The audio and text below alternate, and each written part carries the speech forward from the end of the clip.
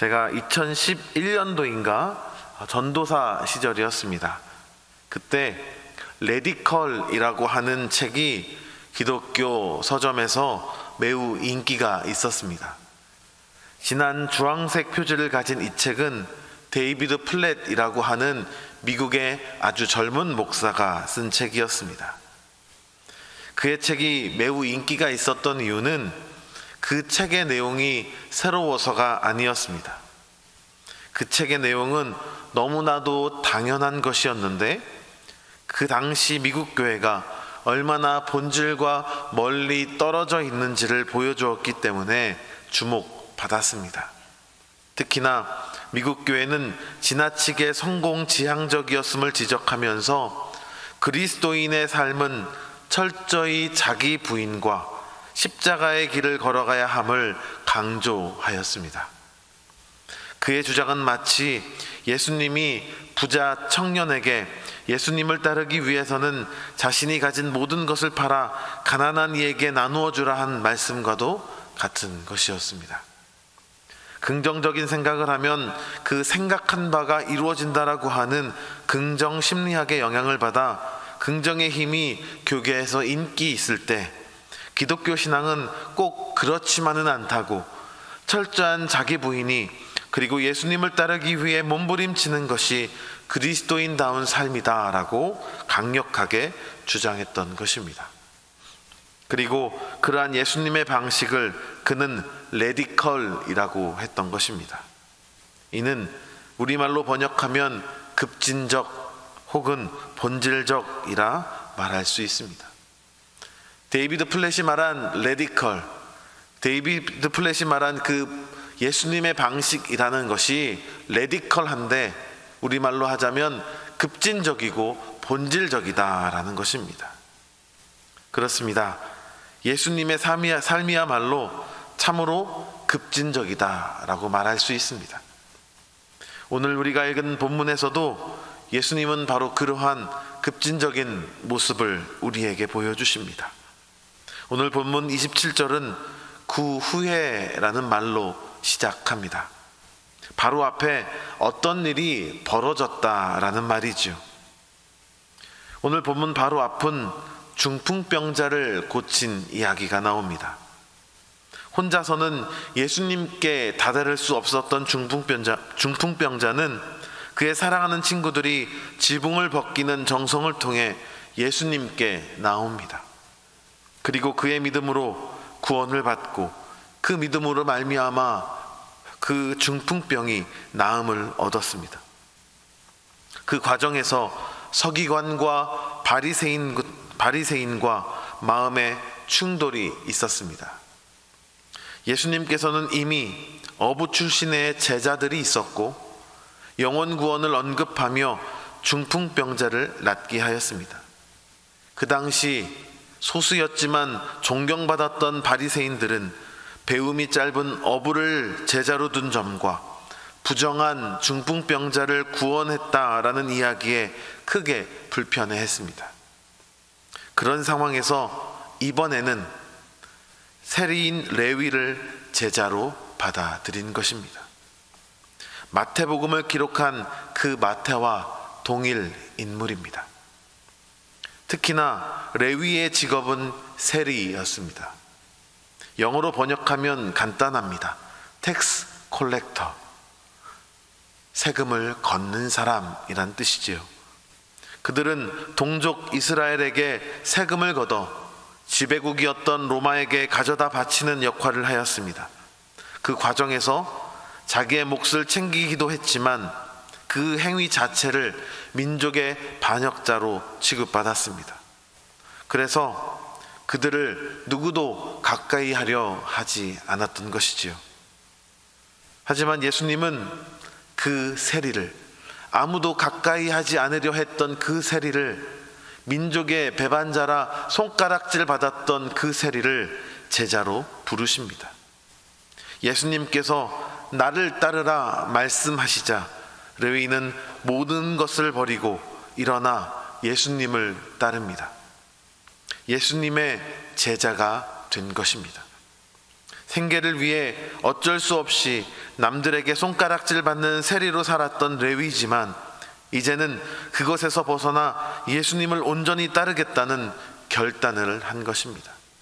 그리고 레위는 이 사실이 너무나도 기쁜 나머지 세리와 같은 처지의 친구들을 초청해 큰 잔치를 벌입니다.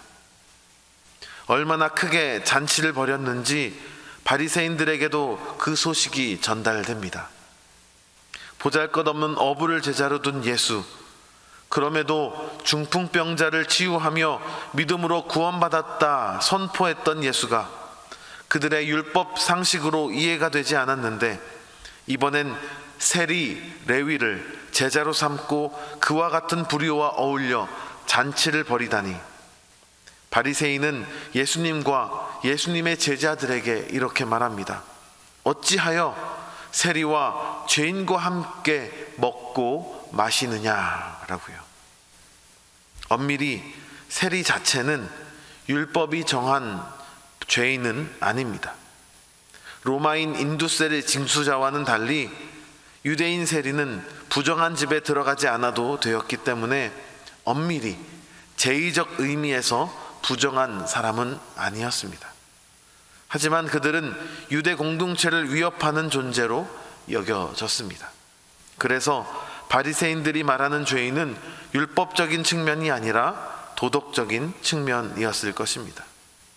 그 당시 유대 민족의 정서를 봤을 때 바리새인들의 비판은 옳았습니다. 하지만 예수님께서는 그 바리새인들의 비판에 늘 회의적이었습니다. 그들의 주장이 틀려서가 아니고 그들 내면에 내재되어 있는 도덕적 우월감 때문이었습니다. 그리고 그들이 그렇게 율법을 준수함으로 차지했던 사회적 기득권을 지키려는 모습 때문에 예수님은 그들을 훈계하고 경계하였습니다. 반면에 예수님께서는 늘 배고픈 자, 몸이 아픈 자, 사회적으로 소외된 자들과 함께 하였습니다. 하늘 권세를 버리시고 이 땅에 오신 예수님께서 이 땅의 유대 사회의 기득권과 거리를 두시고 더 낮고 낮은 이들과 관계를 지속해 오신 것입니다. 이러한 예수님의 행보를 그 당시 정치적 메시지로 읽었던 사람들이 많이 있습니다. 존 하워드 요더라는 메노나이트 신학자는 예수의 정치학이라고 하는 그의 책에서 예수님의 행보가 그 당시 정치적 행보로 읽힌 이유를 설명합니다. 요더는 예수님이 로마가 다스리는 시대에 황제의 통치를 말하지 아니하고 하나님의 통치, 하나님의 나라를 선포했기 때문에 예수님의 모든 행동 그 자체가 정치적 행위로 읽혀지게 되었다 말합니다. 그리고 예수님은 로마의 폭력의 정치에 맞서서 비폭력으로 저항하는 모습을 보여주었기 때문이다 말합니다. 그리고 예수님은 사회적 약자, 소외된 사람들, 세리나 창녀나 병자들과 연대하여 기존의 사회적 계급 구조를 뒤집는 행보를 보이셨기 때문이다 설명합니다. 또한 요더는 예수님이 의도적으로 당시의 사회적 정치적 질서를 도전하려 했다라고 주장합니다. 예수님을 따르는 삶, 즉 제자도 그 자체가 바로 정치적이었다라고 그는 말하고 있는 것입니다. 이는 단순히 개인적인 영적 변화가 아니라 공동체의 삶과 우리가 살고 있는 이 사회와 연관되어 실천적으로 그 삶이 드러났기 때문에 정치적이다라 말할 수 있는 것입니다. 실제로 예수님의 제자는 세상의 불의한 질서에 순응하지 않았고 하나님 나라의 가치를 구현하는 대안적 공동체를 형성했습니다. 마태 공동체, 마가 공동체, 누가 공동체, 요한 공동체, 이렇듯 그들은 이 세상과 다른 대안이 되는 공동체를 형성해서 예수 운동을 이어왔던 것입니다. 예수님의 행보는 분명 정치적인 면이 있었습니다. 하지만 어느 계파에 속하거나 정파적이지 않았습니다. 예수님은 다만 철저하게 연약한 자들의 편이었습니다. 누구도 주목하지 않았던 이들에 대하여 관심을 가졌습니다. 그리고 이러한 관심은 사회적 센세이션을 일으켰습니다. 단지 아무도 주목하지 않은 그곳을 주목했을 뿐인데 그 행위 자체가 파격적이며 급진적이었습니다. 그래서 예수님께서 가는 곳마다 많은 무리가 예수님을 따랐습니다. 실은 유대 율법에 있었던 안식일도 고대 사회에서는 매우 급진적이고 센세이션한 것이었습니다. 왜냐하면 고대 사회에서는 쉼이라고 하는 것, 안식이라고 하는 것을 상상할 수 없었기 때문입니다. 특히나 유대 율법이 주어지기 전 이스라엘 사람들은 이집트의 노예 신분이었죠. 쉼이란 안식이란 왕이나 일부 귀족들이 누릴 수 있는 호사였습니다. 그런데 여호와의 부름을 받은 모세가 이집트 파라오에게 요구한 것이 안식이었습니다. 안식을 줄 수 있는 것은 권력자밖에 없었습니다.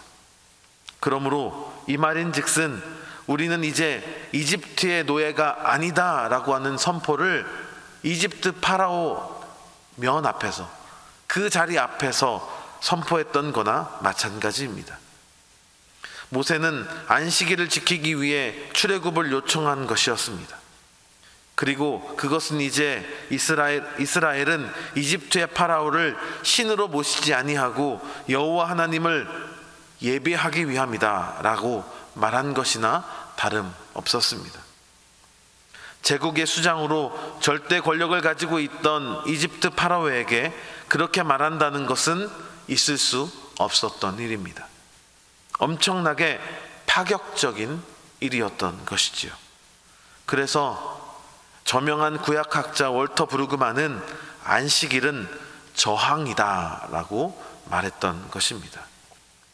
그렇게 제국에 도전했던 이스라엘은 그 당시 고대 사회에 동경의 대상이 되었습니다. 혈통으로는 유대인이 아니지만 이러한 하나님이라면, 안식을 주시는 하나님이라면 내가 기꺼이 따르겠다 말하는 민족들이 생겨났습니다. 이렇듯 하나님의 방식은, 그리고 예수님의 방식은 파격적입니다. 그리고 급진적입니다. 그 당시 사회가 받아들이거나 수용할 수 있는 속도보다 압도적으로 급진적입니다. 그래서 신앙 공동체는 때로 오해받고 핍박받습니다. 그럼에도 불구하고 신앙 공동체에는 힘이 있습니다. 그리고 동경의 대상이 됩니다. 역사상 건강한 교회는 늘 그러했습니다. 교회가 낮은 곳을 지향할 때 세속의 그 어떤 단체보다 강력한 영적 아우라를 드러냈습니다. 제가 고등학교 때 우연히 읽었던 책이 하나 있는데요, 아마 많은 분들이 읽으셔서 아는 책일 텐데, 밥 짓는 시인, 퍼주는 사랑입니다. 2권짜리 책이었는데요, 한 권은 최일도 목사가 수녀였던 현지의 사모님을 만나게 된 과정을 기록한 책이었고, 또 다른 한 권은 그가 어떻게 바퍼 사역을 시작하게 되었는지를 기록한 책이었습니다. 두 분의 연애 이야기도 재미나게 읽었지만 무엇보다 바퍼 사역을 시작하게 된 이야기는 당시 저에게 큰 울림이 되었습니다. 독일로 유학을 준비하던 최일도 목사는 신학교 교수를 꿈꾸었는데 우연히 만나게 된 노숙자로 인해 그의 인상이 바뀌게 되었습니다. 특히나 유학을 갈 것이냐, 그들에게 식사를 나누는 바퍼 사역을 할 것이냐를 놓고 갈등 중일 때 예수님께서 내 형제 중에 지극히 작은 자 하나에게 한 것이 곧 내게 한 것이다 라고 하신 이 말씀을 듣게 되면서 그는 바퍼 사역에 전심을 다하게 되지요. 1997년 IMF 사태가 터지기도 전부터 그는 이미 청량리에서 바퍼 사역을 시작함으로써 배고픈 자의 이웃이 되었습니다. 그의 그러한 급진적 방향 전환은 그의 가진 것을 모두 내려놓아야 하는 어려운 것이었습니다. 그러나 예수님과 같이 그의 이러한 급진적 방향 전환은 신앙 공동체가 가진 진정한 힘을 보여주는 계기가 되었던 것입니다. 우리나라의 처음 교회 모습도 이와 같았습니다. 선교사들이 먼저 이러한 급진적인 사랑의 모습을 보여주었고, 그들이 전한 급진적인 복음이 이 땅에 처음 그리스도인들에게 강력한 신앙 공동체로 서게 만들었습니다. 1896년에 군산에서 선교 활동을 하던 전킨 선교사와 두류 선교사가 있었습니다. 전킨과 두류 선교사 부부는 군산에서 복음 전도와 의료 선교를 유기적으로 결합하여 주민들의 경계를 해소하고 주민들의 마음을 얻는 데 성공했습니다. 이 두 선교사 부부는 매일 아침 9시부터 10시 반까지 사람들을 만나 복음을 전하였고, 그 외 시간은 환자들을 정성껏 치료하였습니다. 서양인을 처음 만난 조선 사람들은 그들이 전한 복음, 그리고 성심껏 환자들을 치료해주는 모습에서 그들 큰 감동을 얻었습니다. 이 소식은 군산 지역과 인근에게 널리 퍼져나갔고, 그 소식을 들은 4살 난 딸을 두른 어느 최 씨가 군산으로 향합니다. 그 딸의 이름은 순길이었습니다. 이제 막 돌이 지났던 순길은 눈에 질병이 생겨 고름이 나오는 등 통증이 매우 심했었다라고 합니다. 그런데 두류 선교사가 그들을 만나 순길이의 눈을 정성껏 치료하고 고름도 직접 제거해주는 수술도 해주었습니다. 그 덕에 상태가 매우 호전되었다라고 합니다. 이러한 치유의 경험은 특히 순길의 엄마 최 씨로 하여금 뜨거운 신앙생활의 길로 이끌게 됩니다. 조선시대 말 여전히 유교 질서가 지배하고 있던 시절, 서양의 선교사가 당시 이름도 제대로 없었던 여성과 그 딸을 치유해 줌으로 보여주었던 낮은 곳으로의 지향성은 예수님의 급진성을 잘 보여주는 사례입니다. 또한 복음이 들어오게 되면서 신분제도 안에서 차별받았던 이들이 주목받기 시작하였습니다. 조선시대 후기와 일제강점기 형평운동이라는 것이 있었습니다. 그것은 당시 도축업에 종사하던 백정들이 사회적 차별과 불평등에 맞서 전개한 운동이었습니다. 이 형평운동의 중심에 선 자들이 선교사들에게 복음을 전해받은 자들이었습니다. 대표적인 인물이 박성춘이라고 하는 사람입니다. 그가 콜레라로 죽을 뻔했을 때 당시 미국의 북장로교 선교사 무어는 당시 제주권의 의사였던 에비슨에게 박성춘을 치료해 줄 것을 요청합니다. 이에 에비슨은 응합니다. 그 당시 제중원은 왕을 치료하는 병원이었습니다. 왕을 치료하는 의사가 가장 낮은 곳에 있었던 백정을 치료하기 위해 찾아온 것이었습니다. 박성춘은 잘 치료를 받았고, 그는 훗날 교회의 장로가 되어 교회 울타리를 넘어 백정 해방운동, 형평운동을 이끌었습니다. 그리고 호남의 첫 번째 목사인 최중진 목사는 호남 지역의 형평운동을 이끌기도 하였습니다. 선교사들은 또한 여성교육에 힘쓰기도 하였습니다. 조선말 여성들의 인권은 얼마나 바닥이었습니까? 그때 선교사들이 들어와 낮은 여성 인권에 주목하여 여성들을 교육하기 위해 학교를 설립합니다. 서울에 유명한 이화학당이 있었고, 우리 광주에는 유진벨 선교사가 설립한 수피어 여학교가 있었습니다. 수피아 여학교에서는 일주일에 2시간씩 성경 교육을 하고 매일 30분간 예배를 드렸다라고 합니다. 이렇게 여성들에게 복음이 심겨졌고 하나님 앞에 모든 인간은 평등하다라고 하는 기독교 정신이 그들로 하여금 일제 대항하게 하였습니다.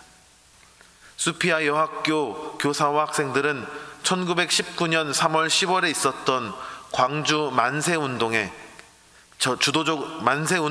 주도적으로 계획하고 주도했습니다.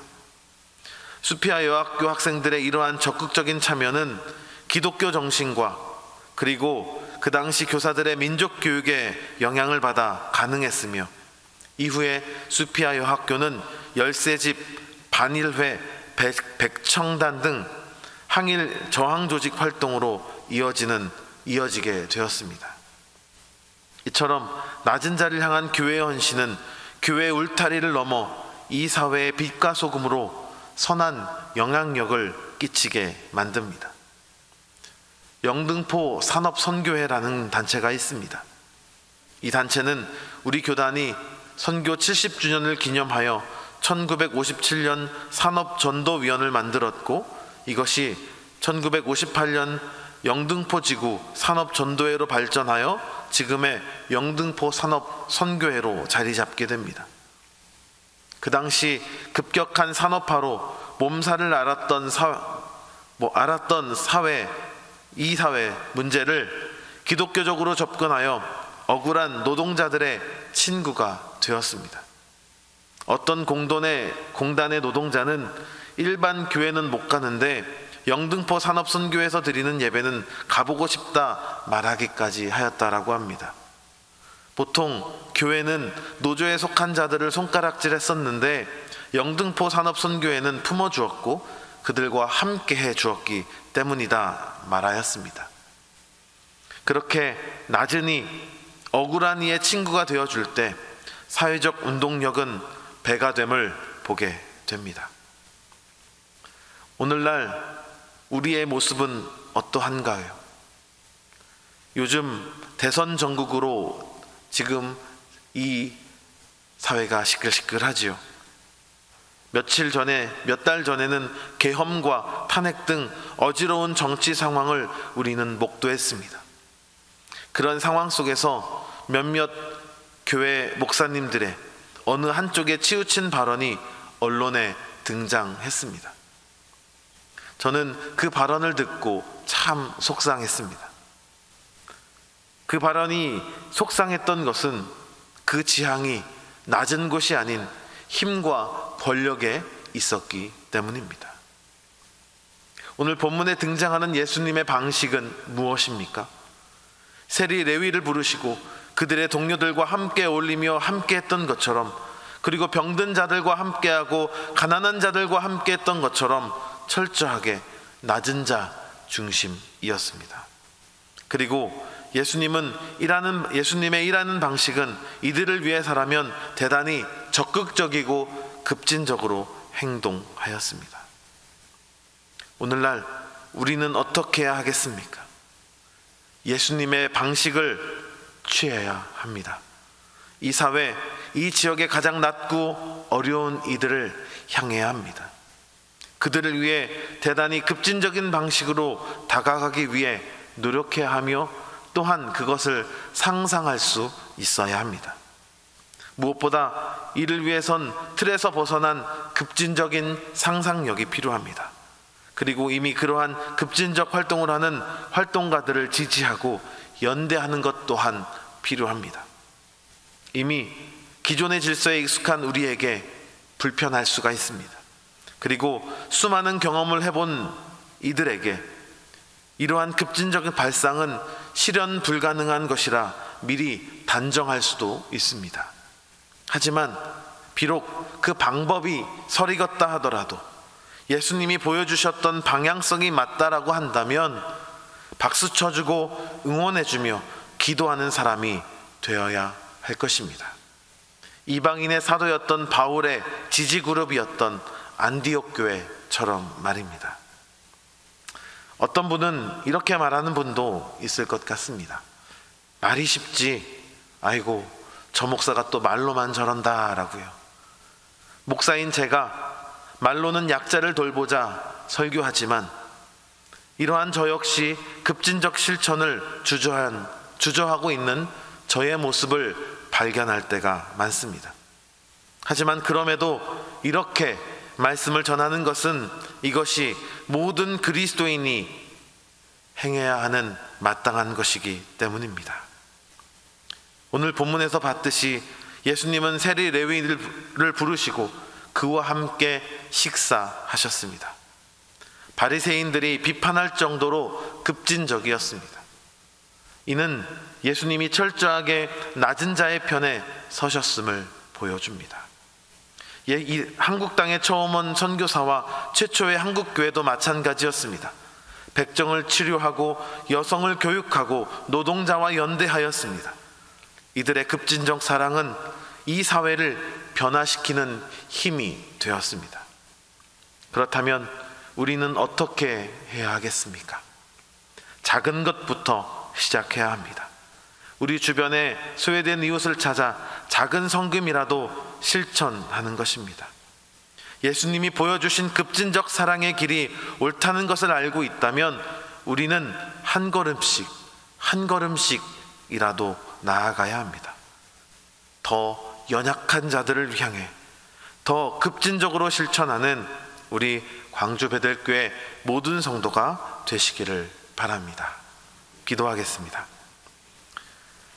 하나님 아버지, 오늘 우리에게 세리 레위를 부르신 예수님의 급진적 사랑을 깨닫게 해주시니 감사합니다.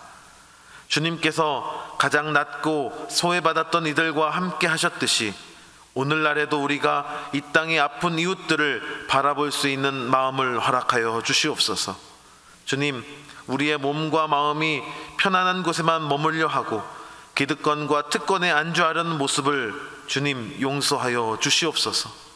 선교사들과 최초의 한국교회 성도들이 백정과 여성과 노동자들과 연대하며 복음을 전했듯이 우리도 이 광주 지역의 소외된 이웃들의 진정한 친구가 되게 하여 주시옵소서. 하나님, 우리 교회 주변에 홀로 계신 어르신들, 경제적 어려움을 겪고 있는 가정들, 차별받는 다문화 가정들, 소외받는 이웃을 위해 기도합니다. 작은 실천이라도 기꺼이 할 수 있는 마음을 허락하여 주시고 우리의 부족하고 설익은 노력도 주님께서 받아주시며 복된 통로로 사용하여 주시옵소서. 말뿐인 신앙이 아니라 삶으로 증명하는 참된 제자가 되게 하여 주시옵소서. 예수님의 이름으로 기도합니다. 아멘.